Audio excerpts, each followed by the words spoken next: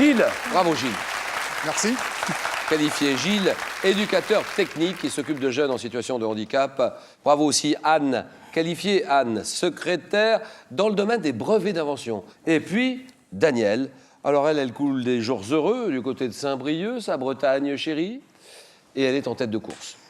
Nous avons 4 thèmes, 40 secondes au chronomètre. 4 bonnes réponses à la suite. Véronique Sanson. Et pourquoi pas? Bien sûr, Véronique Sanson. Les pattes des insectes. Le thème mystère, vous le découvrez en exclusivité sur Twitter, hashtag QPUC, comme question pour un champion. N'hésitez pas à réagir sur le match qui se joue là en ce moment. Retour gagnant toute la semaine, les lieux emblématiques de l'Espagne. Donc, les lieux emblématiques de l'Espagne. Lieux emblématiques de l'Espagne. C'est parti, Daniel. Alors, vous dites bien aimer le 9 points gagnant. Pour quelle raison? Le 9 points gagnant en première manche. Parce qu'il faut être réactif. Ça touche à tous les domaines. Donc, on a forcément plus facilement une idée de ce qu'on peut répondre. Vous m'avez dit, et c'est votre choix, les lieux emblématiques de l'Espagne. De l'Espagne. Chronomètre 40 secondes. Et nous y allons. Top, quelle grande ville abrite le parc Güell, conçu par l'architecte Antonio Gaudí? Barcelone. Quelle place du vieux Madrid, ayant notamment servi de cadre à des courses de taureaux, abrite une statue équestre du roi Philippe III? Plaza Real. Dans quelle ville, la capitale de l'Aragon, peut-on visiter l'église Nuestra Señora del Pilar? Je passe. À Ségovie, quelle ancienne résidence des rois de Castille constitue un véritable château fort bâti en éperon au-dessus du Clomares et de l'Eresma? Quelle forteresse, palais de Grenade, dont le nom... Alhambra. Devant quel musée édifié à Bilbao par Franck Gehry la sculpture d'un immense chien couvert de fleurs créé par Jeff Koons se dresse-t-elle? Je ne me souviens plus. Eh bien, c'est le musée Guggenheim. Guggenheim, oui. Voilà, et ça fait un point. Un point pour Daniel.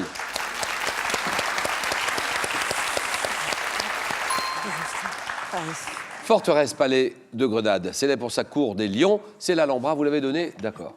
Ségovie, quelle ancienne résidence des rois de Castille constitue un véritable château fort, bâti en éperon au-dessus du Clamores et de l'Eresma, c'est l'Alcazar. Dans quelle ville, capitale de l'Aragon, peut-on visiter l'église Nuestra Señora del Pilar? C'est Saragosse. Place du Vieux Madrid, ayant notamment servi de cadre à des courses de taureaux qui abrite une statue équestre du roi Philippe III. Plaza Mayor, 1 point, et Anne. Je vais choisir Véronique Sanson. Bien sûr. Véronique Sanson est ici. Donc Anne, c'est parti. Vous m'avez dit Véronique Sanson. Bien sûr, Véronique Sanson. Top 76, dans quel tube, dont le titre est le nom d'une ville portuaire du Canada, évoque-t-elle le désarroi d'une artiste en tournée? Dans le port de Vancouver. Au début des années 90, avec quelle chanteuse et violoniste a-t-elle enregistré le titre Entre elle et moi? Je passe. Donc quel succès de Véronique Sanson repris en anglais par Kiki Dee? Entend-on, quand je suis loin de lui, je n'ai plus vraiment toute ma tête? Je passe. Quel nom correspondant au titre d'une compilation sortie cette année et d'un livre a-t-elle donné à sa tournée entamée début 2015? Besoin de personne. En 72, dans quelle chanson affirme-t-elle son indépendance avec ces mots? Besoin de personne. Quel nom, parfois donné à la ville brésilienne de Salvador, lui a inspiré Bahia. une chanson? Oui. Quel chanteur et pianiste virtuose disparu en 92? Michel Berger. Trop tard. Alors là, franchement, trop tard. Lui a permis, ou lui a produit son premier album en 72. Il lui a permis d'enregistrer ce premier album. C'est Michel Berger, vous l'aviez. Et 2 points pour Anne.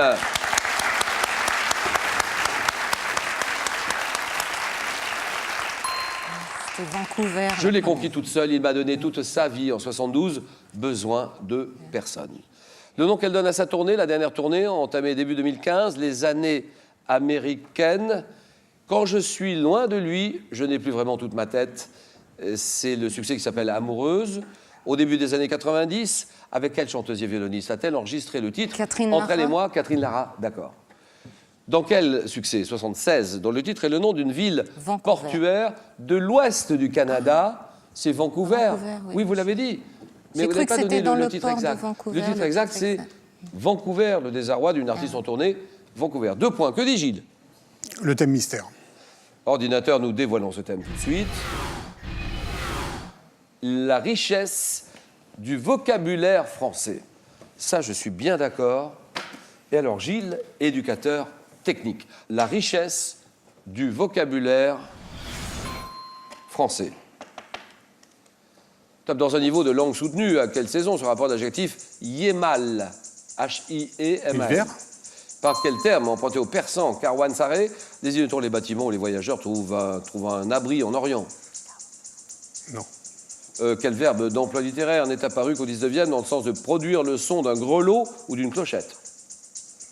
Tinabulé. Oui. Quel terme ayant désigné un oiseau imaginaire monstrueux et étant apparu en 1532 chez Rabelais est synonyme de baliverne? Chimère. À quelle pierre précieuse l'adjectif smaragdin qui qualifie un verre lumineux se rapporte-t-il?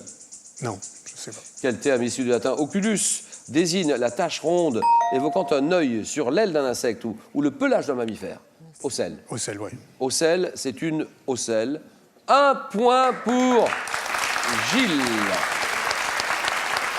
Et Daniel revient dans le match. Parce qu'elle n'était pas très à l'aise, cette jeune Danielle. Hein. À quelle pierre précieuse l'adjectif smaragdin qui qualifie un verre lumineux se rapporte-t-il? L'émeraude. L'émeraude, ouais. Quel terme ayant désigné un oiseau imaginaire monstrueux étant apparu en 1532 chez Rabelais est synonyme de baliverne, une coqsigrue. Coqsigrue. Quel terme emprunté au persan Karwansaré désigne-t-on, par quel terme désigne-t-on les bâtiments où les voyageurs trouvent un abri, un orient? Ils trouvent un abri en Orient, un caravansérail. Et Gilles 1 point, Daniel 1, score à 0 tous les deux.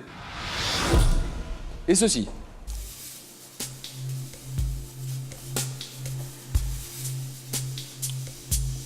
Que suis-je un État surnommé la dernière frontière explorée par Bering en 1741, 49e, Gilles? L'Alaska. Voilà, l'Alaska, d'accord.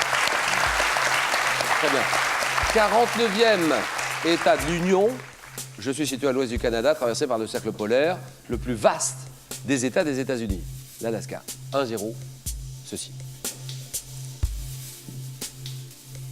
Que suis-je un rapace? Protégé aujourd'hui dans la plupart des pays, je capture mes proies vivantes grâce à des cerfs acérés à un... Daniel? Un aigle. Un aigle, très bien. Aigle, d'accord. Égalité, et ça se joue sur ceci.